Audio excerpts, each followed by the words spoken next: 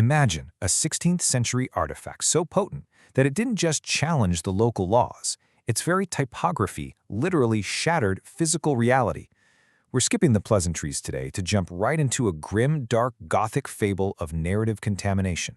Welcome to today's Explainer, where we're going to unpack the Sapphire Jester.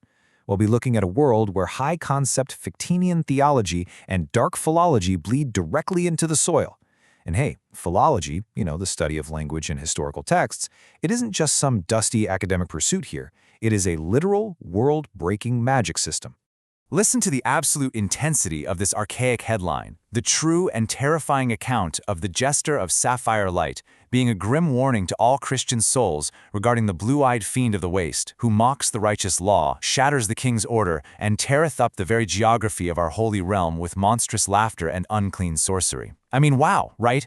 Paranoiac 16th century peddlers sold this, but they didn't sell it as just a spooky story. They sold it as the ultimate weapon of narrative contamination. It was a deeply subversive linguistic mechanism designed to rewrite the world from the ground up.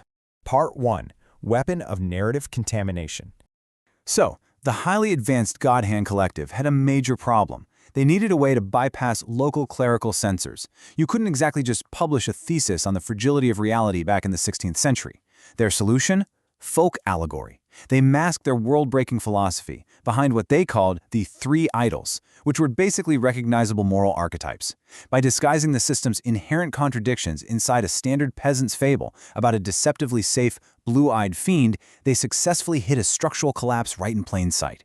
It was essentially a chapbook parable built to illustrate the collapse of absolute order when human consciousness reaches its structural limits. And the contamination itself is a physical, three-step process of sheer philological horror. First, you format the tale as an authentic folksbuch, a folk chapbook. You use heavy, manually pressed, blocky Gothic fracture type on coarse rag paper. You even include intentional ink smudges and nicks from a carver's knife in the woodcut borders to make it look totally ordinary. Second, peasants buy it and read the allegory aloud in the village square. And third, well, that's when the horrific magic triggers. By speaking the words out loud, they unwittingly speak the jester's truth into existence. Living sapphire ink literally bubbles up from the soil, rewriting their feudal world and proving that the rigid architecture of the state is, at the end of the day, merely a temporary script. Part 2. The Scribe's Limestone Cell. Okay, picture this. To truly grasp this Fichtean deep dive, we have to go to the very origin of creation. We are at the unwritten horizon of high time, long before text was hardened by the king's law. There is a limestone chamber measuring exactly 6 paces by 4. Inside sits a lone scribe with a pristine sheet of linen rag. To establish his own existence, he dips a steel quill into the inkwell and firmly declares, "I am."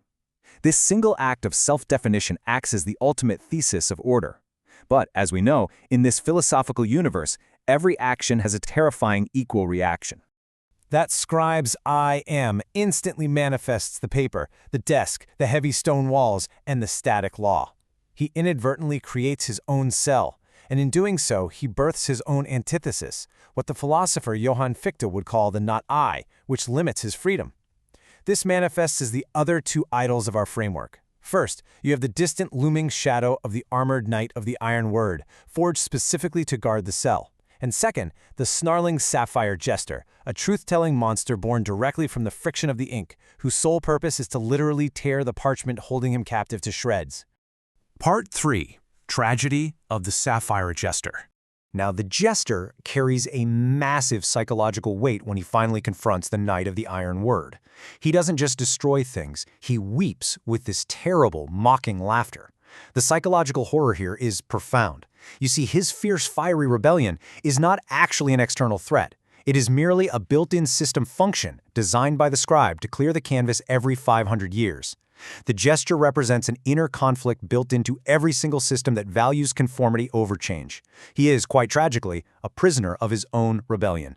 Seeking an escape from this tragic cycle, the jester makes a truly desperate move. He ascends to the highest point of the cathedral, a spot known as the Holy Meeting Place, where all the conceptual lines of the kingdom actually converge. Right here, he meets his ancient predecessor, holding the inkblot of high time, which is this wet drop of raw, unshaped potentiality. The localized rebel, the not I, slams directly into the primordial creator, the absolute I. Part 4. Dissolving the rigid kingdom. The very moment those clawed fingers touch that wet drop of unshaped potentiality, the rigid structures of the kingdom completely dissolve. The definitive ink lines of the world just wash away in a massive flood of sapphire. The entire narrative gets thrown into a dark, fractured purgatory. This chaotic energy of the ink blot proves something absolutely terrifying to the people living inside the story. Reality is not carved in stone. It is a highly temporary script written on an incredibly fragile canvas. Part 5. The Dark Camelot Psychodrama. Okay, let's dive into what this means for the modern world, as this fable bleeds into our own reality. This triggers what's known as the Dark Camelot Psychodrama. Think of the modern illusion as these imposing, beautiful Art Deco towers, representing the comfort of our institutional lives, and the rigid structures we all believe are permanent. But when the ink blot hits, that illusion crumbles into stripped reality. It becomes rusted Arthurian armor, revealing broken foundations of law and pride. When that happens, humanity is forced completely out of its comfort zones and thrown straight into the gray twilight of self-determination. Part 6. The Mirror of Self-Determination. Let's look at this Nietzschean reevaluation of identity. Listen to the voice of the rebellious not I, as it speaks directly to the scribe inside all of us.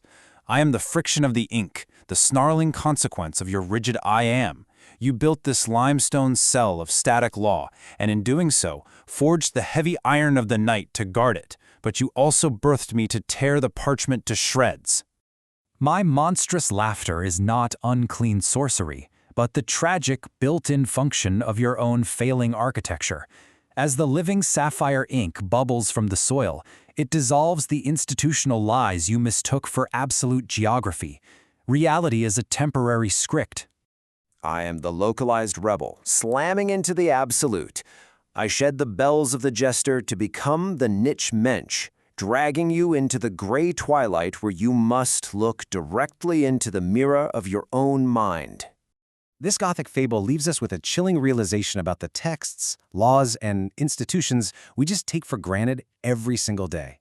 Once the sapphire ink bubbles up, once the old scripts are completely washed away and we are left standing in that gray twilight of self-determination, who among us will bear the heavy, terrifying burden of picking up the quill and writing the next line?